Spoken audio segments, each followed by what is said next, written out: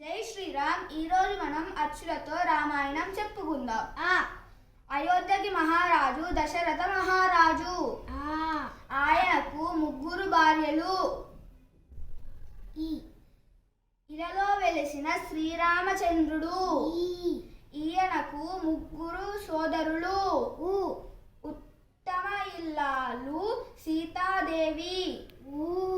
ఊర్మిళ లక్ష్మణుడి భార్య, సీతకు సోదరి. ఋషులు వశిష్ఠ విశ్వామిత్రులు. ఎన్నడూ శ్రీరామచంద్రుడు తండ్రి మాటను జవదాటలేదు. 14 ఏళ్ళు శ్రీరామచంద్రుడు వనవాసం చేశాడు. ఐకమత్యంతో వానరమైతి చేశాడు. ఒక్క బాణంతో వారిని సంహరించాడు. ఓపికతో అన్ని కష్టాలు ఎదుర్కొన్నాడు. ఔదార్యంతో అహల్యకు శాప విమోచనం చేశాడు. అందరితో కలిసి వారధిని నిర్మించాడు.